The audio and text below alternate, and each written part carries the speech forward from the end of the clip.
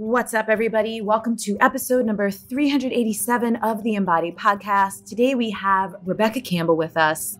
And Rebecca is one of these people who I don't keep in touch with Rebecca the way I keep in touch with some of my closest friends.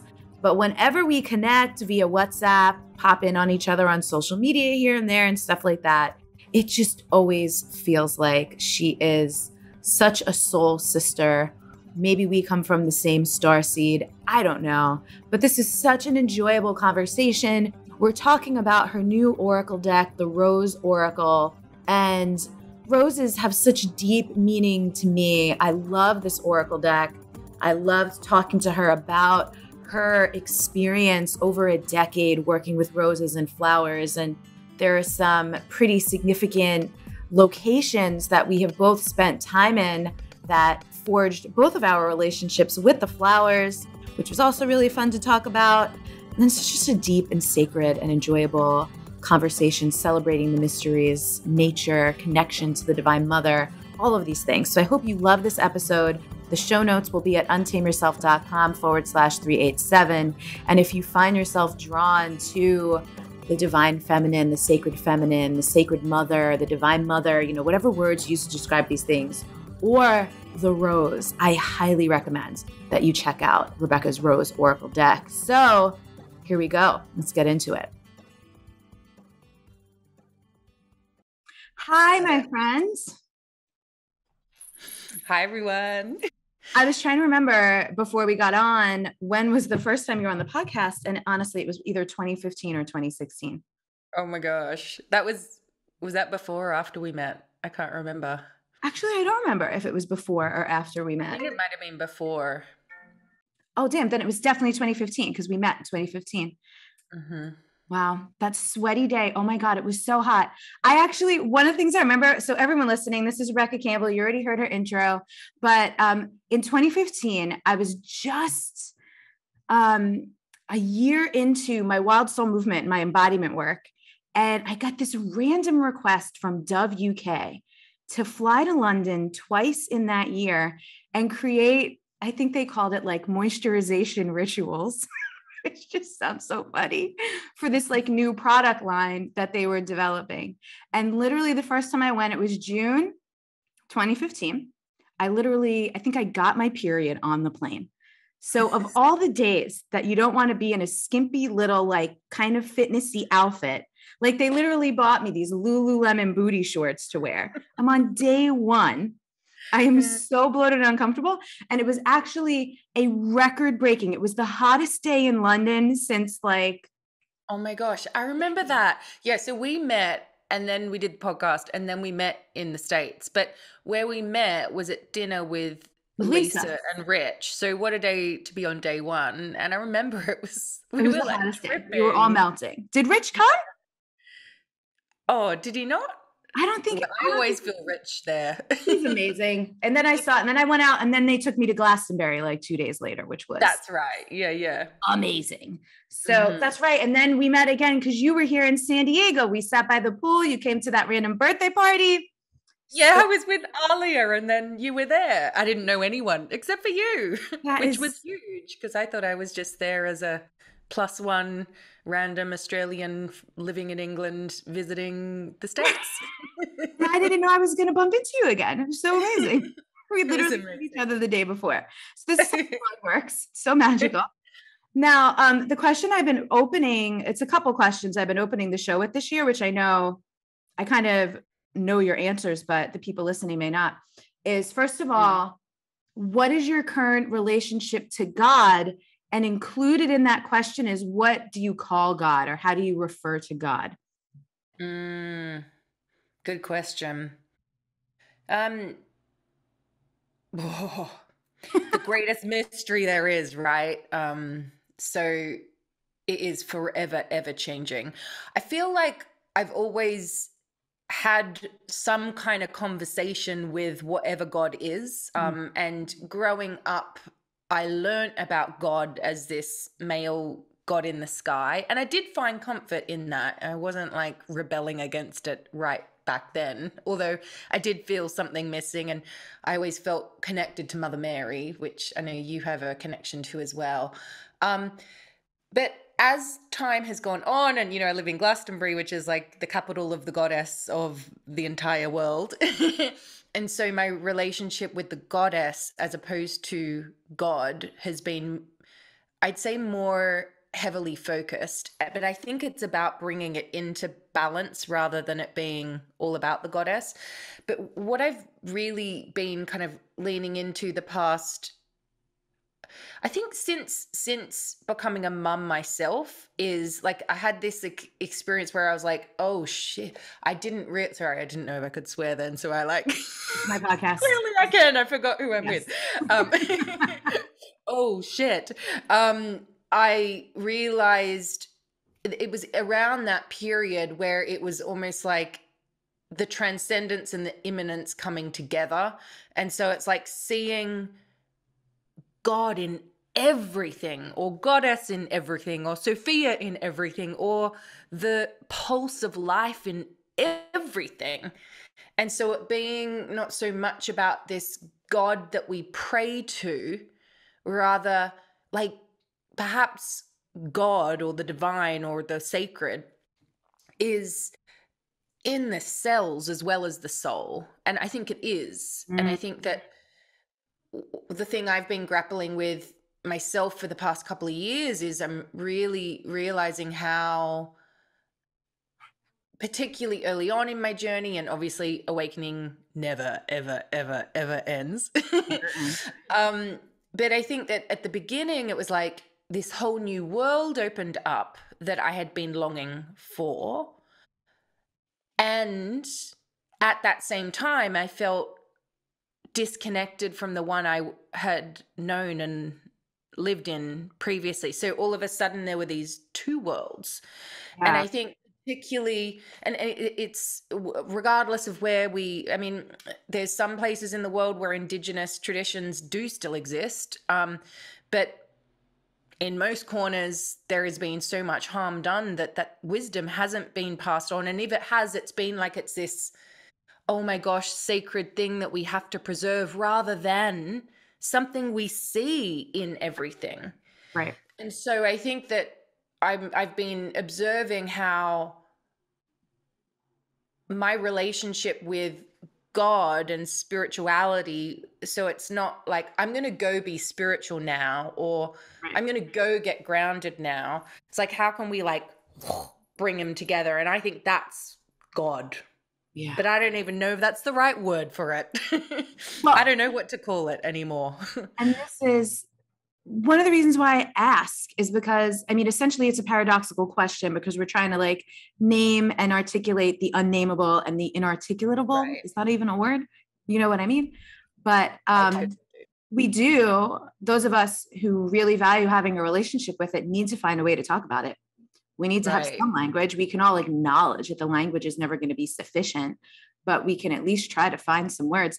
And you know what I love? I actually love hearing you kind of like externally process that, because I think it's so important for anyone listening. Like, this is what you do. And you're sitting here like, well, and you're still talking it out with yourself. Mm-hmm. There's the greatest mystery there is. It is the greatest mystery. And so, and if we can just impart this little nugget to anyone listening, right? This reminder that anyone who ever sounds so sure of what it is and how it works, you might want to question that. You know, there's like, here's how it looks for me right now. Here's how it looks for me. Like, I don't know how that works for other people, but anyone who's ever trying to tell you that this is how it is and this is how it should be for you, that is a red flag. Right. Right. So, okay, we did current relationship and what do you call God? And then, I mean, I know this is I know you have so many ways, but you just published this beautiful, and I know you've been working on this thing forever, this beautiful new Rose Oracle. If anyone is watching, I'm going to flash my deck. And this relates to that. Almost rude. If you were New Zealand. My deck could be my rack. No, that's not happening. You all would owe me money. Because the next thing I love to ask people is how are you communing with God right now? What are your practice? And I know your deck flowers are a big part of your practice. And I know you have numerous practices, but what's most significant for you right now? Mm, um, definitely nature. And I think sometimes the practices that are the most powerful, I'm finding, are the ones where we kind of like might have done them naturally, and then you learn about them and you're like, oh, that's what I've been doing. So I Yes. think my favorite practice, and I don't know what to call it. I've got so many different names for it. I used to call it intuitive nature walking, but I don't like that name. And sometimes I'm calling it like let the land lead you. But Mm. essentially what it is just being walked by nature, and kind of like as you're walking, kind of like recognizing that we are part of nature. We're ever changing, and just like the seasons around us, like we're changing too.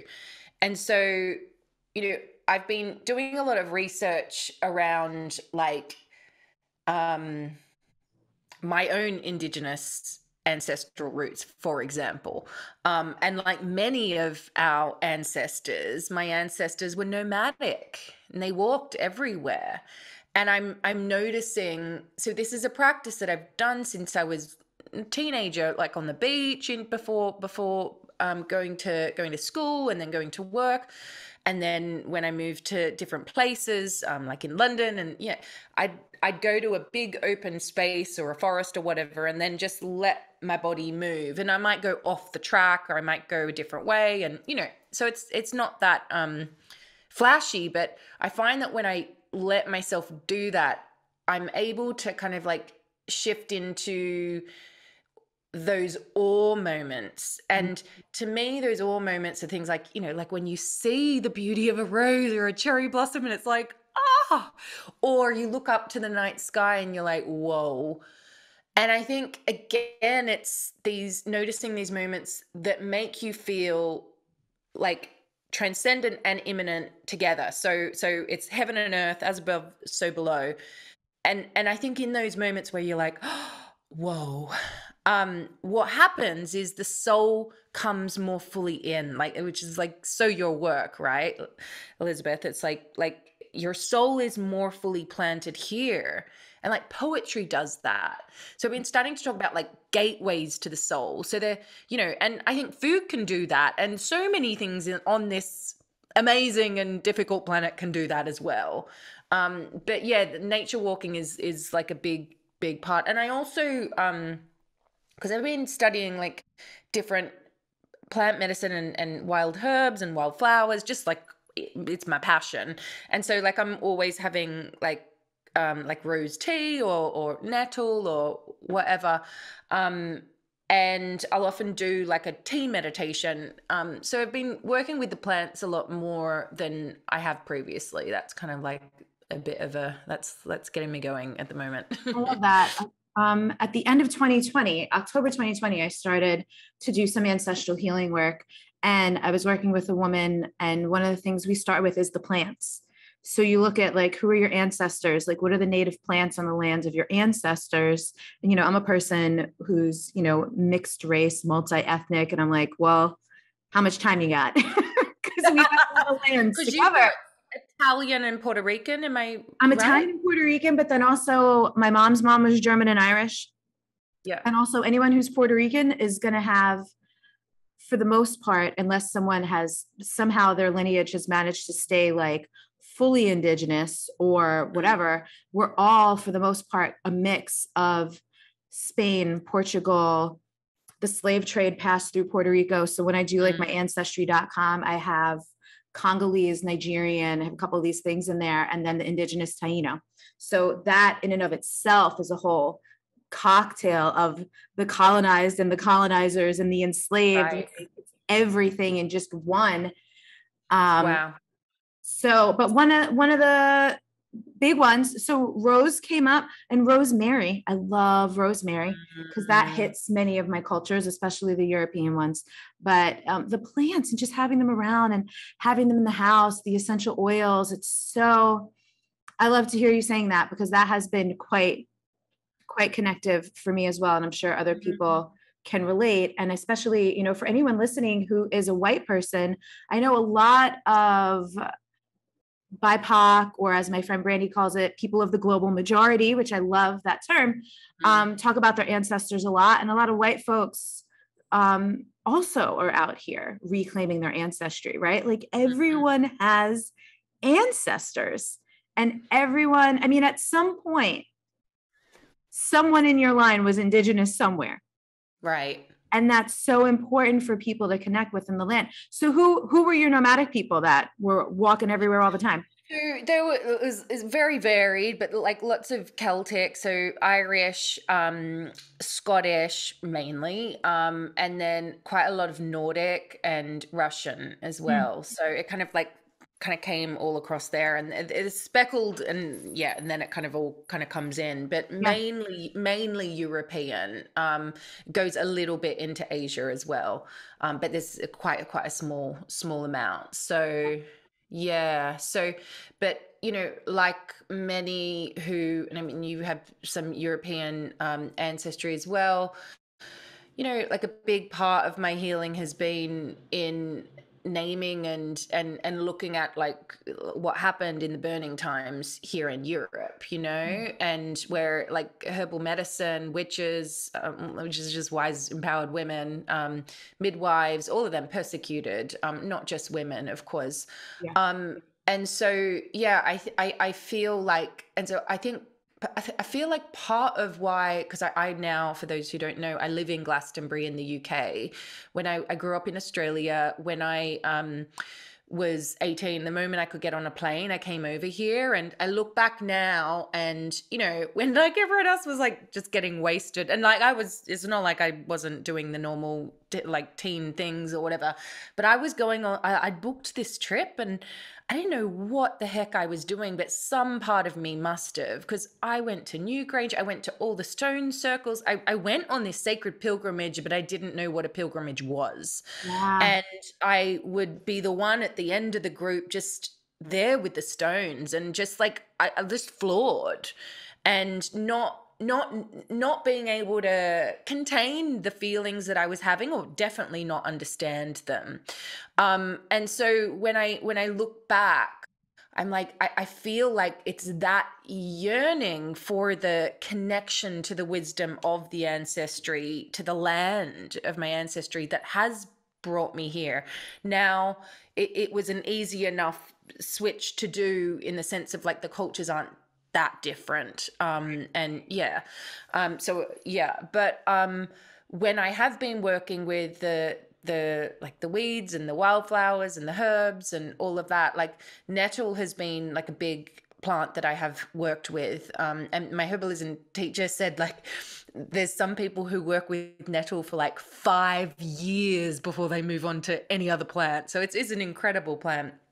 And so, yeah, in my personal practice, I began working with that. But even the journey of just this one plant, right? I began ordering it online and shipping it in, having no idea where I was shipping it from, to then ordering it somewhere in Somerset where I live, to ordering it from the shop up the road, like walking up there, to then realizing one morning as I opened my door, it is a weed that grows abundantly if you let it. And it was literally on my doorstep, like growing through a crack. That's A funny. crack. And so, yeah, that has very much been like the journey for me with the plants, where it's just like they're just there. And then and I think this relationship, particularly with, and I'm not just talking about plants here, I'm talking about, and it is the case particularly with sacred plants, but it's with everything, with spirituality. Like we're hungry for these tools, for these Yeah. practices, and because this disconnection has been there, and we're not aware of potential harm that we're doing because we don't know it, and then we do, and then it's this spiral where we're learning better, understanding, opening our eyes to what is literally right in front of us. Yeah. Yeah. I love this. And thank you for sharing that experience. And again, especially for white folks listening, it's just important to hear how someone has walked that path as a white person with reverence and respect. and also humility, right? Because we have all messed up. We're all gonna mess up. We're all continuously learning and then just doing better, you know? And I know a lot of people these days are like scared to mess up, afraid to do like the catch-all thing of like do harm. But if anyone, I really believe, if anyone who incarnated in this lifetime, we knew we were coming and we were going to fuck up a lot of stuff on our way to figuring out a lot of stuff. And we will all die still not having even scratched the surface on a lot of stuff. It's so true. Oh God. Can you all hear? There's some, as soon as we got on, some intense drilling started happening next door. Can you hear it or no? Can't hear it. Oh, great. So that means hopefully no one listening can hear it. But if you can, this is real life, everybody. So there might be some drilling in the background. Okay. Thank you for sharing about the nettle. And you know what is so amazing? So I love reading through the beginning of anyone's oracle, anyone's guidebook, if they are sharing stories or like the origin of like where this comes from. And you mentioned that when you lived in London, was it Regent Park? Yeah, near Rose Regent's Garden Park. there? Yeah, Rose Garden. So when I was there in that was not 17, that was 19. I came in the summer and I stayed not too far away in like Notting Hill-ish, and I could walk. It was a long walk, but I could walk into that park. And I stumbled into the Rose Garden and I was like, ah. Like I was literally talking to my buddy Uzo and I was like, I gotta go. I gotta go. They're here. They're here. I'm here. We're here together. It was so, because I don't think I'd gotten my rose tattoo yet. I don't remember when I got this. Oh, I haven't seen that. Let's see. I'll hold it up. Oh, gorgeous. Yeah.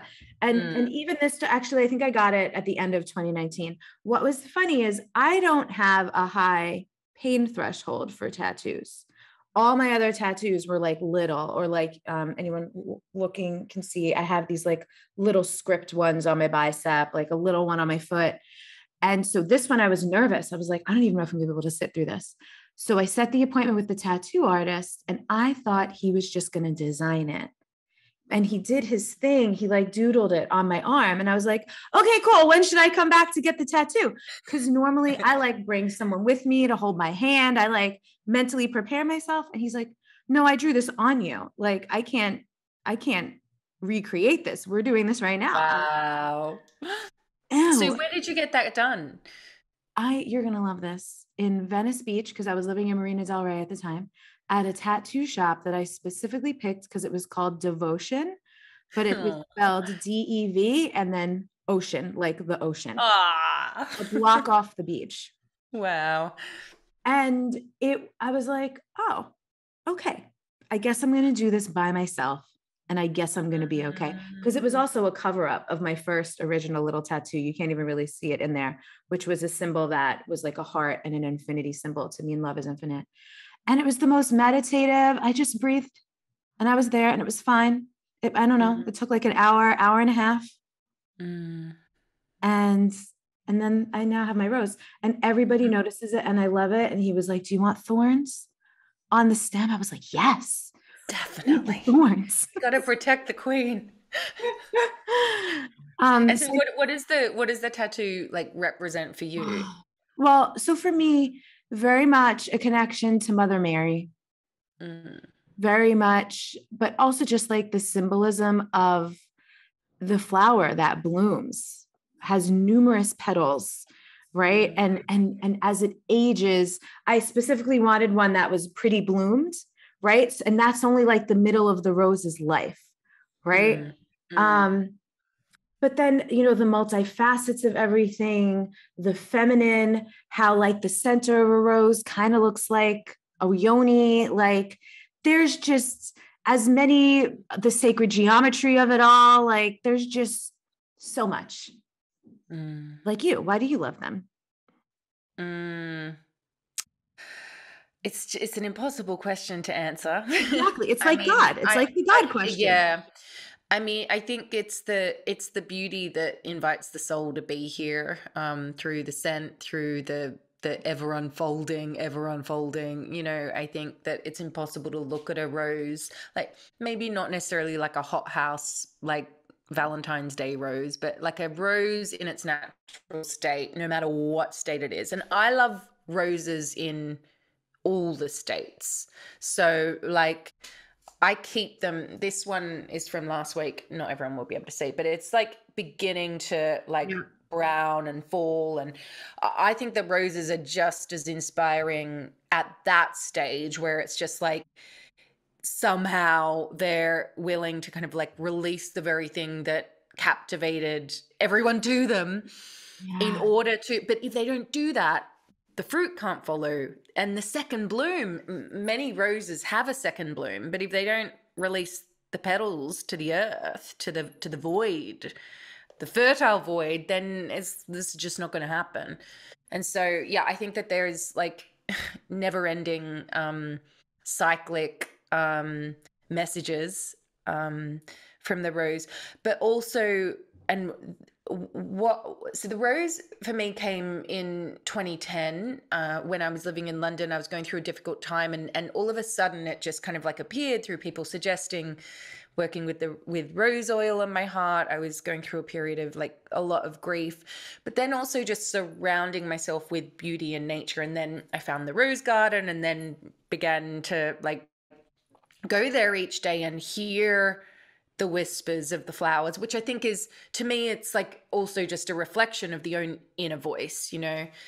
And I'd go there every single day. And around the same time, I'd been, for many years, I'd been kind of getting the guidance to start my business, really step into the work I'm doing now. But I couldn't quite work out how to, I could see the end bit, but I couldn't see the bits along the way, you know. And then write a book. Oh, how do you write a book? Well, you write every day. So I went to the roses every day, and that's when I'd write. Like I was working full time, and I just spend like 10 to 20 minutes there, just kind of like, you know, the rose garden, just kind of like weaving in and out, sometimes sitting on the bench. So amazing. And I remember it's one of those moments that I suspect when I die, if you do get the flashes, this will be one of the flashes, where I was sitting there like under the canopy on the park bench and I had my laptop, and I'd just finished the last word of the last chapter of my first book, and I clicked file, save, and closed the laptop down and looked up, and I was just surrounded by hundreds and hundreds of roses, and I just burst into tears because it was like they'd been there the whole time. And yeah, and so that's why I love roses. But also after I began, so each time I would do a workshop or teach or whatever, I'd always find myself going there and just like gushing over flowers. And I'd try so hard not to, but I'd just end up there. And I remember around like 2018, 2019, I was saying to my friend Holly Holden, I was just like, oh my gosh, I've got all of these speaking gigs, and I know my work is being called in not a polar different direction, but like there's something dying and something being born, and I don't know what it is, but all I want to do and all I think I can do is either like chant, sing, or talk about the flowers. And then so I just let myself do it. And because when I tried not to, I'd just go there anyway. And then when I started sharing more about the roses, what I discovered was that, oh my gosh, like I wasn't alone. And there was something in the symbol of the rose in particular.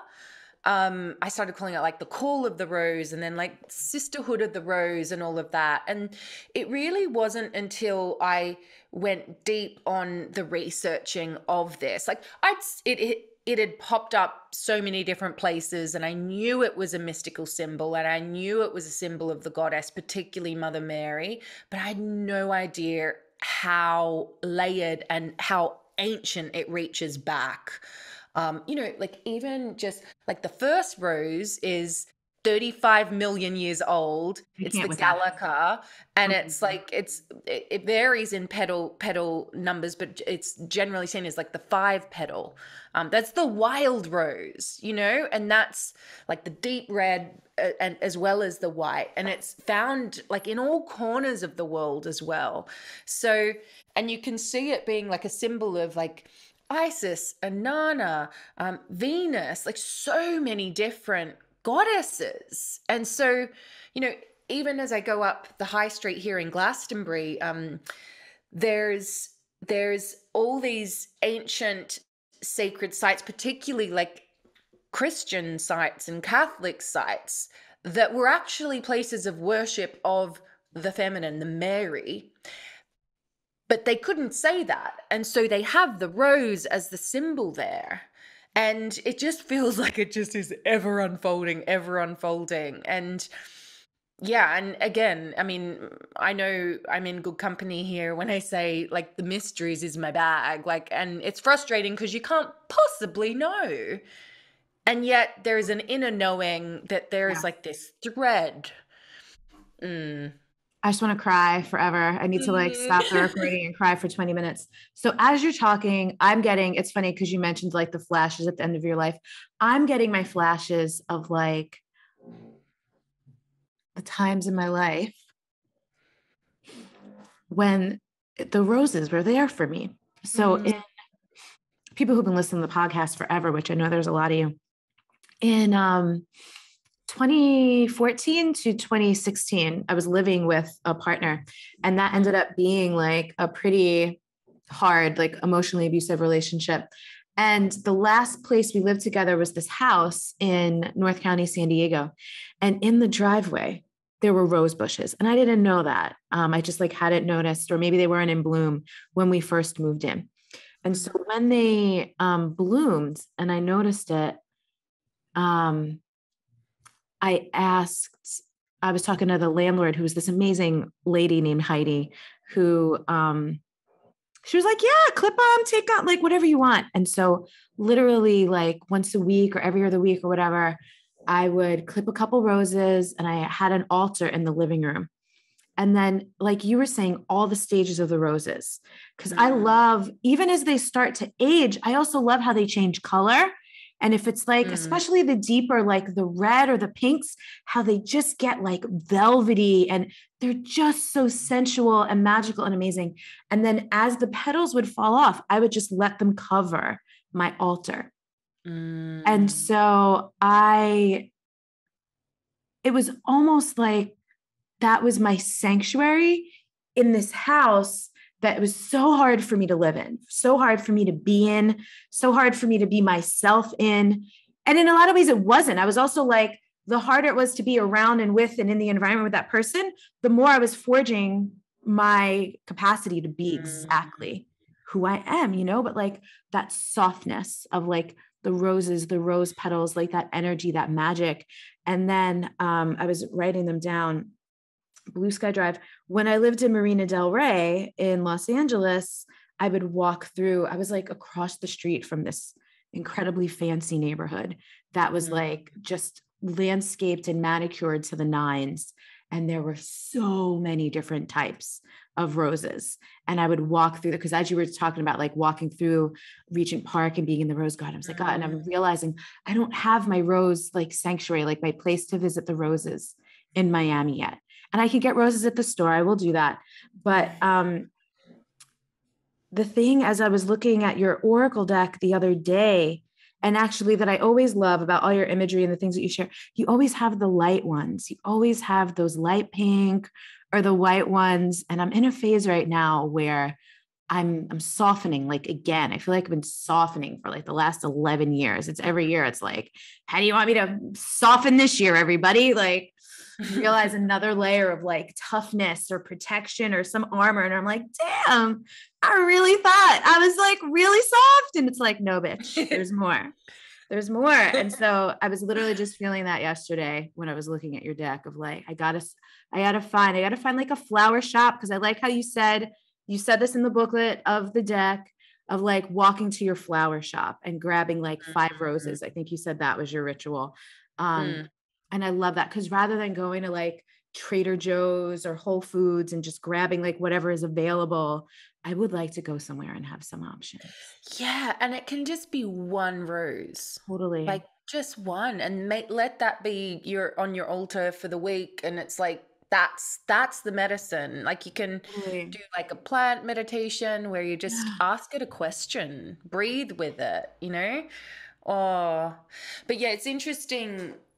What I'm really hearing from you is you're talking. What I'm hearing is like the softness of the rose, the invitation to soften, but Yeah. also there is this kind of like mm, depth, but it's not so much the darkness, and it's not necessarily the hardness, but it's the protection, but also the fertile void of the soil, like you Yeah. know, like the great mother, the seed that is within it all. I know we were talking about the cards that you pulled before, and I know two of them were um the like it was fertile void and codes of the seeds, right? Yeah.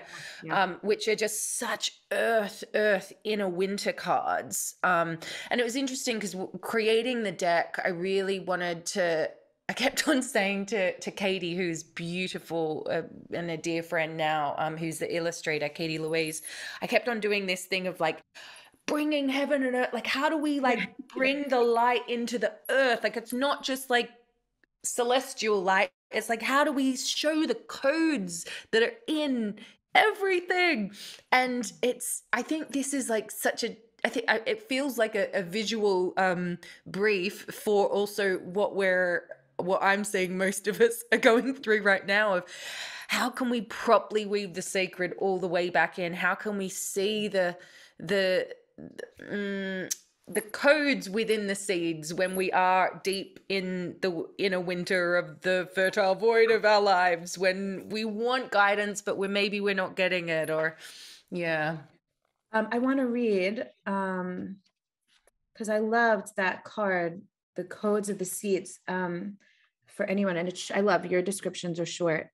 And it says the blueprint is within you. Take the next step, because I think you're right. I think anyone who's we're talking about this, anyone who's listening is probably having an experience like this, at least in one area of your life, right? Because this is something that I talk about all the time.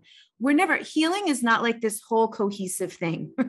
Like different Oh, areas of life at different totally. times are in different places, right? So it's like business and love might be going fantastic, but what's going on with your health? Or like your personal relationships are amazing, but your family relationships are shit. Like there's just always the multifacetedness. So I'm sure this will resonate for anyone. Seeds come in knowing exactly what to do. Within them, they hold the potential of entire forests and rose gardens. Seeds have within them an intelligent timing that's connected with the intelligence of the cosmos. We're all seeds, future forests and gardens waiting to be born. We each hold the codes of a new humanity within us. Change is our natural state. Now, before I go on, when you were saying again, like you sat in that rose garden, you were writing your book 10, 20 minutes a day.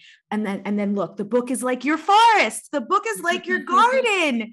You know, when I used to take my walks on the beach in Laguna Beach, when I couldn't figure out how to make money yet in 2013, doing this kind of work, I didn't know what the hell was going to happen, but the seeds were there for all of this. For those of you listening, like those of you that have made children, you literally had an embryo, an egg. You created there's a life. whole universe in a person that It's you so true. stated. That is amazing. Some of you create art. Some of you literally have gardens. We're going to talk about, I got to ask you about your garden. I was losing my mind with that story too. I'm like, oh shit, the whole time that house was the rose garden house. Like I want people listening right now to feel that wonderment and awe that like we really do all contain so many different seeds, whole universes, incredibly miraculous shit. So I think I will read the rest of this, but let me let you interject anywhere. What do you want to say? No, I just want to hear you. Hi. I just love imagining you walking on Laguna Beach. I'm like, keep walking. Each new step, you're planting a seed. In my lineage. Keep walking. When It's like, hey, everybody, I'm here interviewing my friend Rebecca Campbell, but here's how the interview is going to go. I'm going to yell at her the whole time about how much I love her. It's so true. I mean, not everyone could tell. I even wore my rose dress for you. For anyone, listen, I do have them on. Quick break in the show, everybody, to direct your attention towards 3 new things that I have for you. The first is some free morning and evening sacred embodiment rituals. If you go to untameyourself.com/rituals, you can get your gorgeous hands on those rituals. It is a 33-page ebook with some prayers, some playlist recommendations, a serpent meditation, an energetic attunement to the frequency of love using the imagery of a rose. It's just really juicy, so you definitely want to check that out.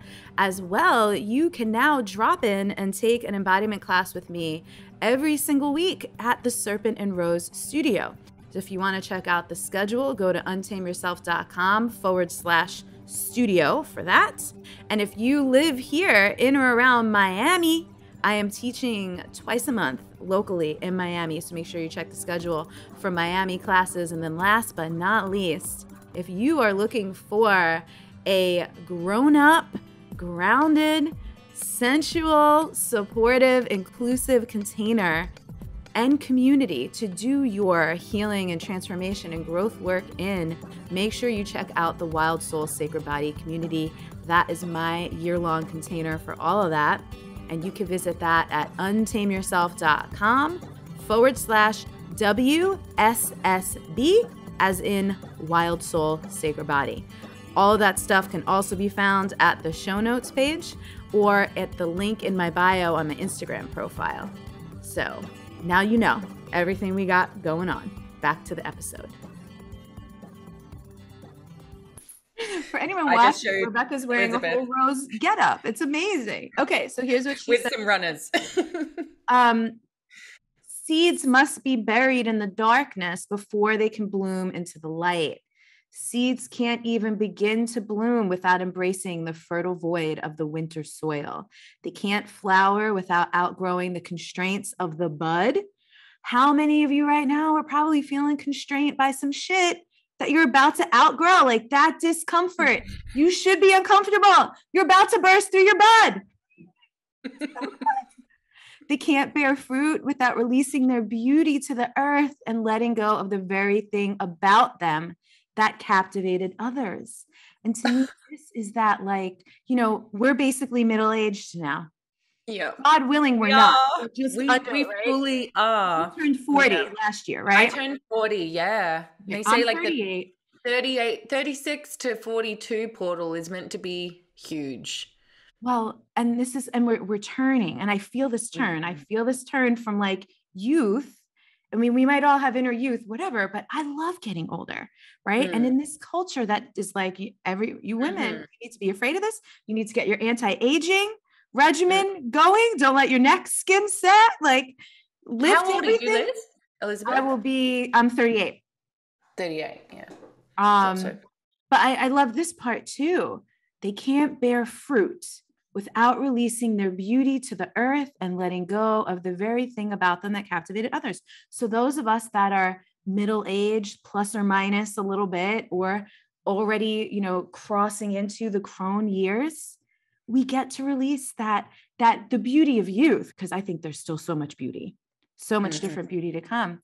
So this card delivers the message that within you, you have all you need to create what you're destined to create, to move through everything that life delivers and to navigate your way through any terrain. And there's more here about trusting, taking the next step, all the things, but I love this shit. So that card really got me. I was like, oh my God, we're doing it. This is exactly what's supposed to be happening. The creation process is also something I wanted to ask you about, because it's so funny. I made an Oracle deck in 2017. I really have not. I self-published it. I didn't really do much to sell it or promote it or whatever. I think we only printed like 500 of them, but it was all flowers. It was all images of flowers on black background.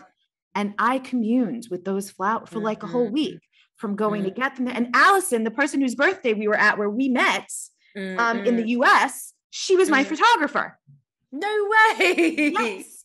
Oh. Because I knew she was a photographer. And I remember I reached out to her. I was like, by any chance, would you take pictures of flowers? And she was like, flowers are my first love.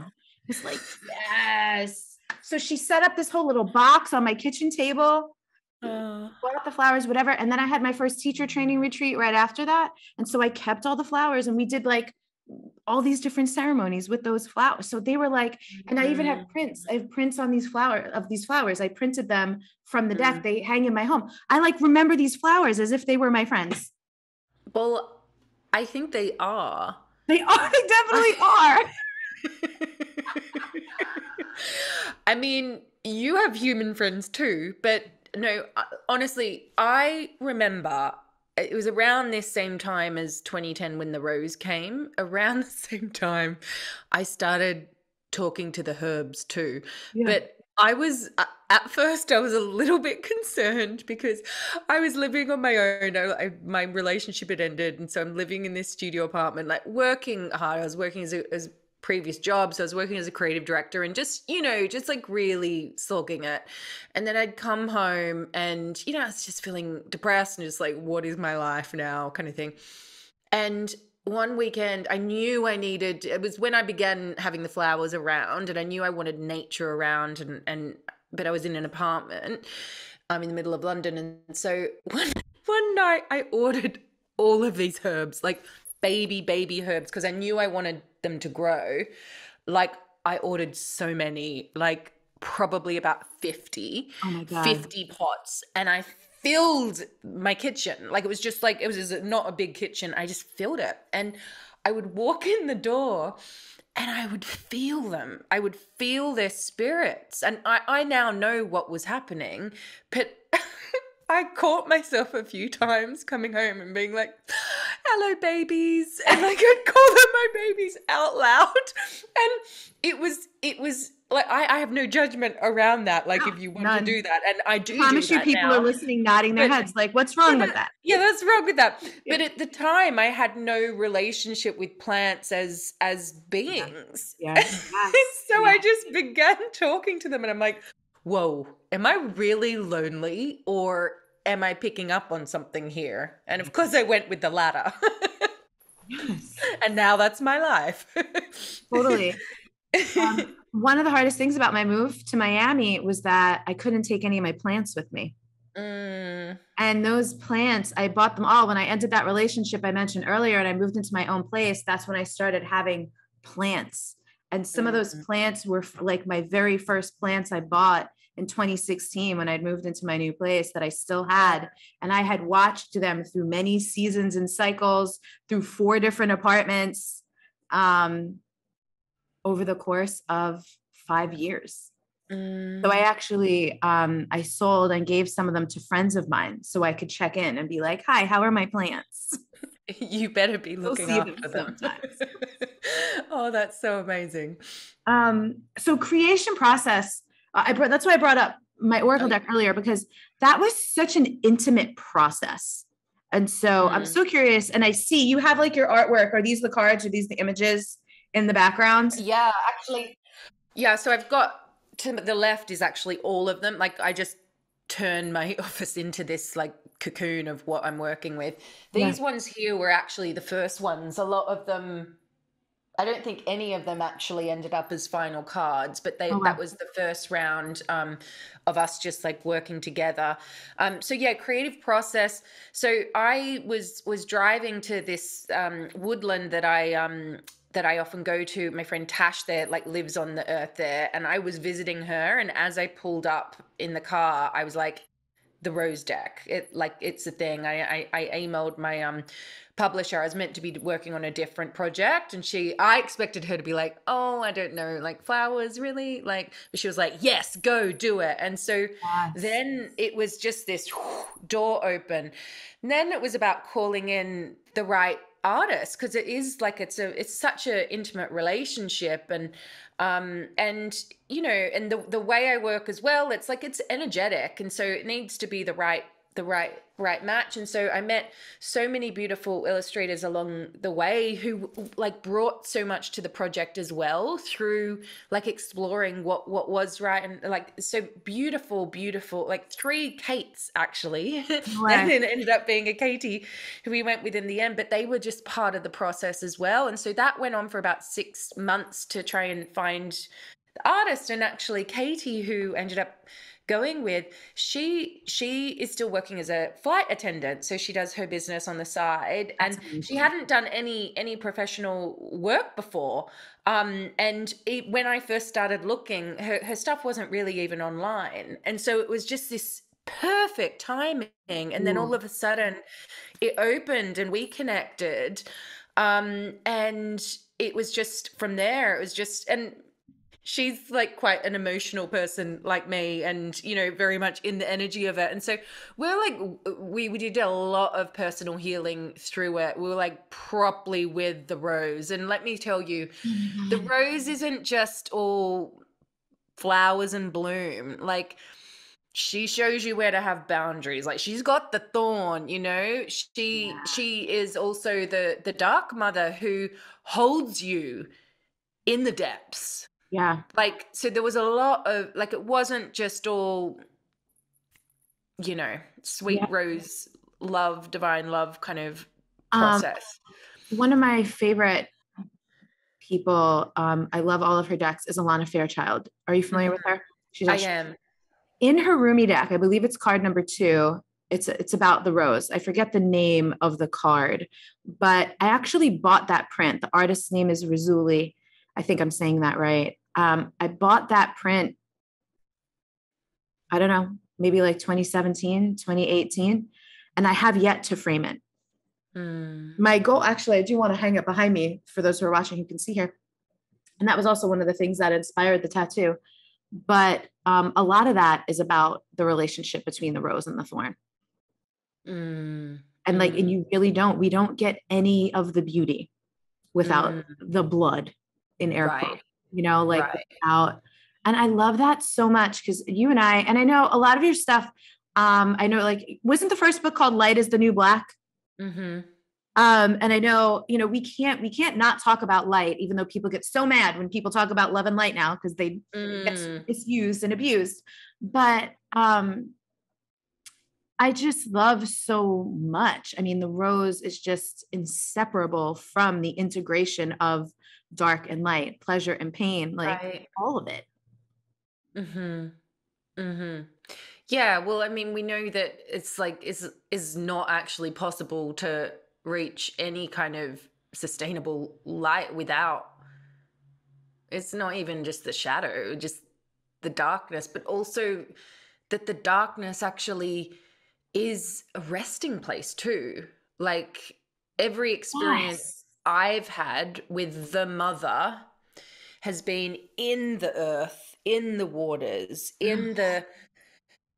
I mean, it doesn't have to always be darkness as in you can't see anything, but it's like, it's in the cocoon, like in the womb. It's like, it's the void, but it can be lit from within still. And I think that is perhaps maybe, and big mystery here, but maybe that's how we actually reach the light. Because if we're just looking towards an external light, like, it's not ours, not that we can own the light, but that lit from within, I think it can only be found in the darkness. There was something else. I want to just pivot a little bit, because I really want to ask you this before we have to go. How long have you been with your husband? Sorry, I should know that. No, we've been married 5 years, I think, maybe coming on 8.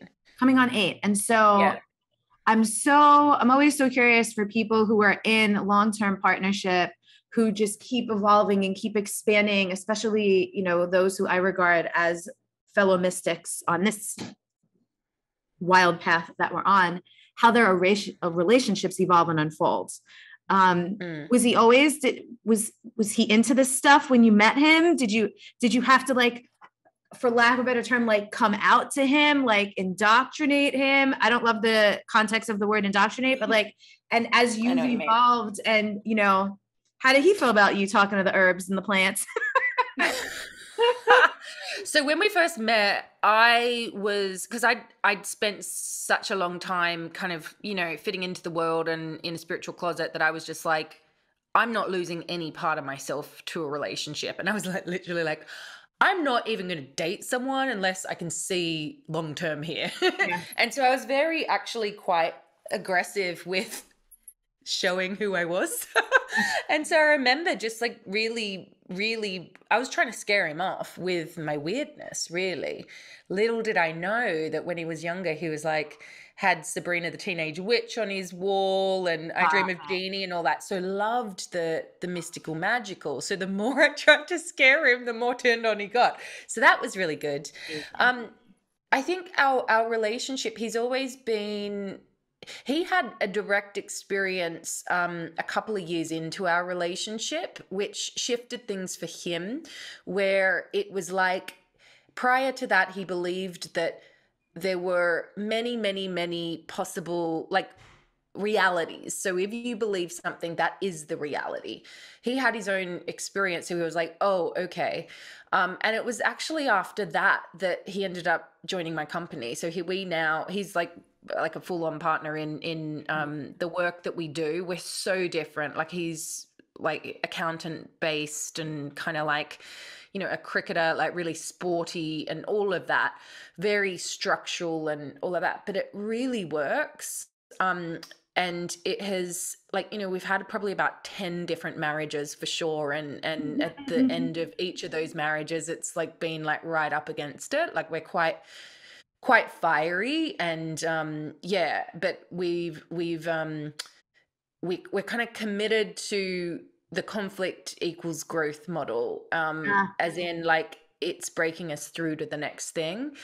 And it's taken us probably for working together for about 4 years now to like properly find our groove. And now it's working brilliantly.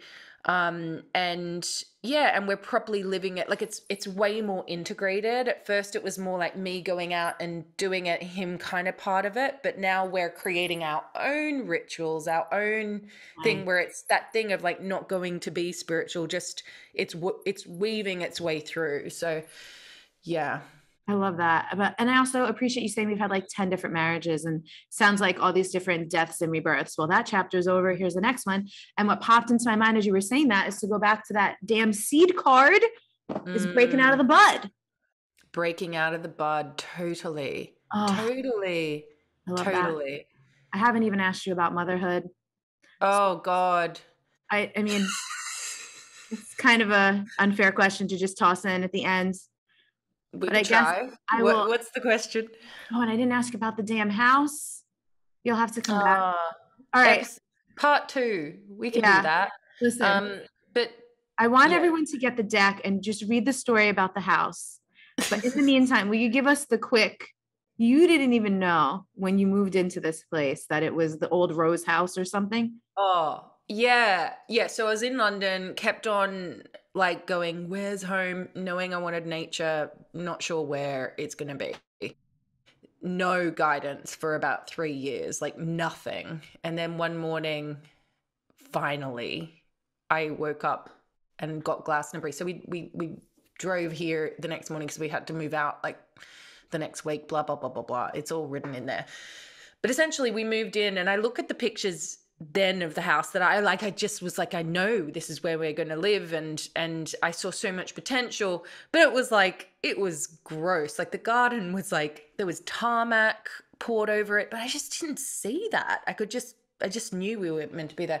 So anyway, we began, I'd always wanted a rose garden. And that was the vision I kept on getting of like these, like a rose garden, like the David Austin roses are my favorite. And that's what's at Regent's Park Rose Garden. And I kept on seeing it, this soft grass and blah, blah, blah. Anyway, so I ended up finding this guy who was a local gardener, Philip. And just so he could teach me about the roses, because I'm a bit impatient, and so I wanted the proper coaching, so I would actually do I it need long term. one-on-one instruction. I don't want to try to figure this out. I don't want to watch YouTube videos. Someone just come I show me know, how to. exactly, physically, so I know Yes, it in my yes. body. Exactly. So I did that, and I found out that his job when he lived in London was Regent's Park Rose Garden. Get out. This guy just in Glastonbury around the corner. Anyway, so we began planting roses and just also putting a lot of love into the garden, and then all these old wild roses started growing back, like all around the house. Like we didn't even know they were there, and it's not that big a garden. Like it was just like literally they had been so cut back and hadn't grown for years that we didn't know. Anyway, started growing. And then these really old neighbors kept on passing, like, and I didn't know any of them, but they'd be like, "Oh, isn't it great that you're bringing back the garden?" And we're like, "Okay." "Oh, isn't it great you're bringing back the rose cottage?" And I'm like, "What?"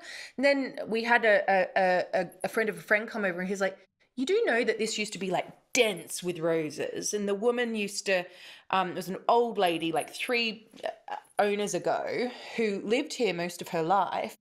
And she used to every single spring or summer would go to London on the bus to go to Chelsea Flower Festival to get a new David Austin rose and bring it back.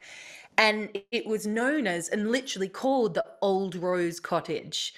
I was like, what? And that's the house that I've been creating the deck in. I'm like, what?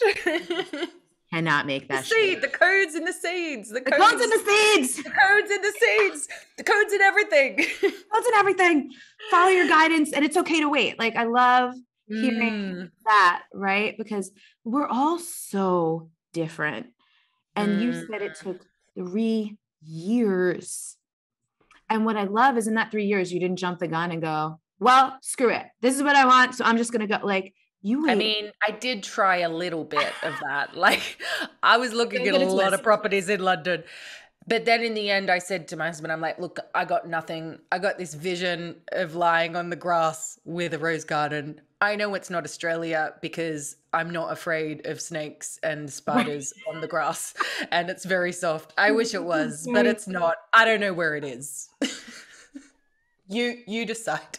That's amazing. And then you went. Well, I can't wait. At some point, I'll be able to come see this magnificent. That'd be amazing. So thank you so much. Again, I want everyone to get the deck. We're going to put all the links to everything in the show notes. Thank you so much for sharing all of that. Thank you for letting me share some. Oh, I want to continue that sharing. I know we will. Well, I'll talk to you. Chat tomorrow. Yeah, I'll talk to you on WhatsApp. But everyone listening, let me tell you, on the way out, when I posted, I think it was Saturday, I opened your beautiful box. You sent this little whole care package with the deck, and I posted it on Instagram, and I got a message I took a screenshot. I meant to send it to you, of a woman who was like, "Oh my goodness, I have been wanting a deck to do with," I don't remember if she said flowers or the rose specifically. I'm pretty sure she said the rose specifically. She's like, "And here it is." I was like, "Oh," I was like, "Enjoy, Yay. Get it. Let me know how you love it." So like, it does feel like there is this rose sisterhood for sure. So if you know, you know, if you're in the sisterhood, you know, that's a good one. Know. I should have just put that on the back. If you know, you know. If you know, you know. Yeah, it's a whole thing. All right. I love you. Thank you so much. I love you. Thank you. Thanks, everyone. Bye, everyone. Thank you. Lots of love.